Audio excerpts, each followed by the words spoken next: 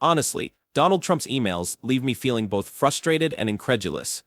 I feel like we're constantly bombarded with messages that are nothing short of manipulative. Take this recent email, for example. It starts with a desperate plea. Ben, please. And then it goes on to offer a free trip, meals, airfare, and hotel, all part of a supposedly irresistible dream vacation. But let's be real here. What's really going on? It's not just a free trip. It's a blatant attempt to exploit people's emotions. Trump's strategy is to charm and entice his supporters with these lavish promises, only to use fear tactics to keep them hooked. It feels like a classic case of love bombing, making someone feel special only to manipulate them later. How could anyone not see through this farce? This isn't about genuine concern or connection. It's a reflection of a deeper, more disturbing pattern of social pathology. The email screams, Kamala wants World War III, an absurdly exaggerated claim designed to stoke fear. And then Trump insists he's going to address the nation at his rally to reveal the devastating consequences of what he calls Comrade Kamala's failed leadership. Seriously, how low can he go? This kind of rhetoric is not only outrageous, but deeply troubling. Trump is so desperate to undermine Kamala Harris that he resorts to these wild, fear-mongering tactics. Kamala pisses me off. Ben, when I saw this picture on Twitter, it just instantly pissed me off. Please forgive my language, but look at what she's wearing. Look at the Tiffany's necklace that Vice President Kamala. Next, I've been seeing J.D. Vance's emails pop up every day, and honestly, it's become a bizarre routine. He sends the same message at the same time daily, featuring a picture of Kamala Harris with a Tiffany's necklace. Each time, he goes off about how her wearing this necklace pisses him off, and he drags her salary into it too, suggesting she doesn't deserve it. I'm left shaking my head in disbelief. What's the point of this repetitive, petty attack? It feels like Vance is just trying to create outrage over something as trivial as a piece of jewelry. It seems to be what his campaign has been going for, obsessing over and attacking Kamala Harris's looks and salary instead of addressing the real issues. And petty behavior doesn't really resonate with voters. Exclamation point. He's hell-bent on using every dirty trick in the book just to keep me out of the White House. He illegally spied on my campaign. He teamed up with Clinton's cartel just to humiliate us. He even orchestrated the coup of the century against his own vice president. And Ben, when he takes the DNC stage, he's going to open the floodgates to hundreds of millions of dollars. Look, Donald Trump's campaign accused Obama of using every dirty trick to keep him from getting to the White House, which is almost laughable. The email went on to claim that Obama spied on the Trump campaign, colluded with the Clinton clique, and even orchestrated the coup of the century against his own vice president. And now, according to Trump, Obama is going to unleash a flood of liberal dirty money on the DNC. This is what the Trump campaign did, slinging out baseless, absurd accusations in a desperate attempt to discredit Obama. Do they really believe that this kind of fear-mongering and paranoia will convince voters, or is it just a sign of how desperate and lost they have become? Not only do we have massive energy at our convention, we got a hell of a lot more energy at where they had their convention, right here. So, this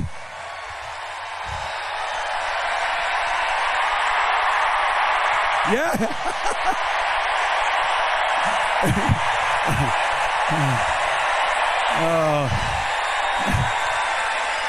Oh, that one guy's going to be so sad tonight. Pursuant to the announcement of the delegation and the rules and procedures of this convention, Oklahoma, 43 votes, President Trump. West Virginia, 32 delegates.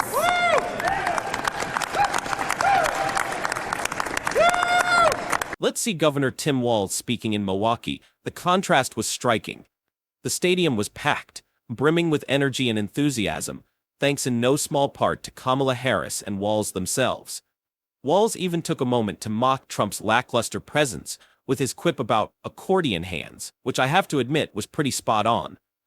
Now compare that to the energy at the RNC. The roll call was draped in procedural dullness, with barely a spark of excitement. Watching Trump in Howell, Michigan, claiming that suburban women love him, feels like a desperate attempt to inflate his support. It's almost painful to watch him try so hard to convince everyone, and himself, that he's still the crowd favorite. To the White House, we will stop the plunder, rape, slaughter, and destruction of our American suburbs, our cities and towns. And I think that women living in the suburbs, I keep hearing about the suburban woman doesn't like Trump. Well, I think it's a fake poll, because why would they like me? I keep the suburbs safe. I stopped low-income towers from rising right alongside of their house, and I'm keeping the illegal aliens away from the suburbs. I think that they like me a lot. I think it's a lot of fake polls. We've seen a lot of fake polls over the years. I was not supposed to win anything, and we won the big one. We won it and did a lot better the second time than I did. Listening to Donald Trump's latest rant, it's a mix of disbelief and frustration. He's railing against the supposed plunder, rape, slaughter, and destruction of American suburbs, an alarmist narrative that's both extreme and divisive. Trump insists that the polls showing suburban women don't like him are fake, dismissing them with an almost comical level of denial. He claims that he's the protector of the suburbs, stopping low-income towers and keeping illegal aliens away. It's astonishing how he can twist and distort reality to fit his narrative. Does he genuinely believe that scaring people with these exaggerated threats will make them trust him more? My message to Sean Fain and any other leader of the labor movement would be, who is the campaign? Which campaign is actually going to protect the jobs of American workers, union and non-union alike? It's the campaign of Donald J. Trump. So sign up, get involved, and support the candidate that's actually going to protect your jobs. Now, So, J.D. Vance aimed his message squarely at Sean Fain, president of the United Auto Workers, and other labor leaders, proclaiming that the only campaign truly dedicated to protecting American workers' jobs is Donald Trump's. Vance was adamant that Trump's campaign is the one to support if workers want someone who genuinely cares about their livelihoods, regardless of whether they are unionized or not. The rhetoric feels like an almost cynical attempt to co-opt the working class narrative. By positioning Trump as the champion of American workers, Vance is tapping into a deep-seated concern many people have about job security. Yet this message rings hollow to me. Trump's track record on labor issues is far from spotless, and his approach to economic policies often seems more about advancing personal agendas than genuinely addressing workers' needs. What's more troubling is the broader implication of such claims. If Trump's campaign is indeed so out of touch with genuine labor issues, what does that mean for workers who might be swayed by these assurances? Play this clip. Nobody's ever called me weird. I'm a lot of things, but weird I'm not. The late, great Hannibal Lecter is a wonderful man. You know what I'd do if there was a shark or you get electrocuted? I'll take electrocution every single time. Bing, bing, bing, bing, bing. She said Kamala has one big advantage. She's a very beautiful woman. I'm a better looking person than Kamala. He says, you're not going to be a dictator, are you? I said, no, no, no. Other than day one. I'd like to congratulate Vladimir Putin for having made yet another great deal. Kim Jong-un I had a good relationship with. He's a tough, smart guy. Now, if I don't get elected, it's going to be a bloodbath. Well, they're the weird ones. JD is not at all. The people who are most deranged and most psychotic are people who don't have kids at home. Let's give votes to all children in this country, but let's give control over those votes to the parents of those children. In 4 years, you don't have to vote again. We'll have it fixed so good you're not going to have to vote. Again, Trump's bizarre ramble, he starts by claiming he's not weird, which honestly just feels like a preemptive defense for his erratic behavior. Comparing himself to Hannibal Lecter? It's a strange choice that feels both nonsensical and unsettling. Then he goes on about preferring electrocution over encountering a shark, a comparison that's as random as it is unsettling. His comments about Kamala Harris, where he insists he's better looking and mocks her, feel petty and ungrounded. It's as if he's trying to deflect from real issues by engaging in this bizarre, personal attack. What's even more annoying is his comment about congratulating Vladimir Putin, and the idea of a bloodbath if he's not elected. It makes me question how seriously he takes his role as a leader when he's so fixated on such dramatic and divisive statements. And then there's the outlandish idea about giving votes to children but controlling them through their parents. This is not just impractical, it's a disturbing reflection of how disconnected his proposals are from reality. It's disheartening to see the stark financial reality facing the RNC after what was supposed to be a major fundraising push.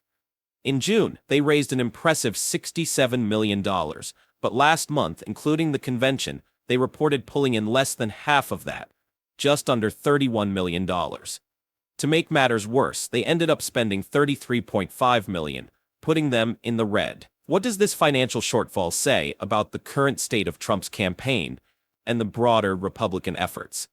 It feels like a glaring indication that not only is the fundraising struggling, but there's also a lack of financial oversight and strategy. With Trump at the helm, this kind of financial mismanagement is deeply disappointing. The people who will decide this election are asking a very simple question. Who will fight for me? Who's thinking about my future, about my children's future, about our future together? One thing is for certain, Donald Trump is not losing sleep over that question. Wow, and here you can feel a surge of validation as watching Barack Obama's remarks about Donald Trump. Obama's critique hit home, starkly contrasting with Trump's often erratic and self-centered rhetoric. His words, "The people who will decide this election are asking a very simple question. Who will fight for me? Who's thinking about my future, about my children's future, about our future together," really resonate. It's a powerful reminder of the fundamental questions voters should be asking about their leaders. Alright, Obama's point that Donald Trump is not losing sleep over that question cuts to the heart of the matter. It's a poignant reflection on Trump's apparent indifference to the real concerns of everyday Americans. Instead of focusing on genuine issues that affect people's lives, Trump seems more preoccupied with his own grievances and dramatic narratives. Isn't it crucial for a leader to be deeply invested in the future of the country, rather than being consumed by personal vendettas? Obama's critique underscores the importance of choosing leaders who are not only aware of, but actively engaged in addressing the real concerns of the people. To sum up, we are sifting through the chaotic and often bewildering world of Trump's rhetoric and campaign tactics, so it's crucial to stay informed and critically engaged. The contrast between genuine leadership and manipulative, fear-driven strategies couldn't be clearer. Barack Obama's recent comments remind us of the stark reality. True leadership is about focusing on the future and addressing real concerns, not just spinning dramatic narratives for political gain. If you found this analysis insightful and want to stay updated on the latest developments in political discourse, don't forget to hit that subscribe button. By subscribing, you'll join a community dedicated to dissecting the news with depth and nuance, ensuring you're always informed and engaged. Let's keep the conversation going and continue to explore the true nature of leadership and integrity in politics. Subscribe now and be part of the conversation.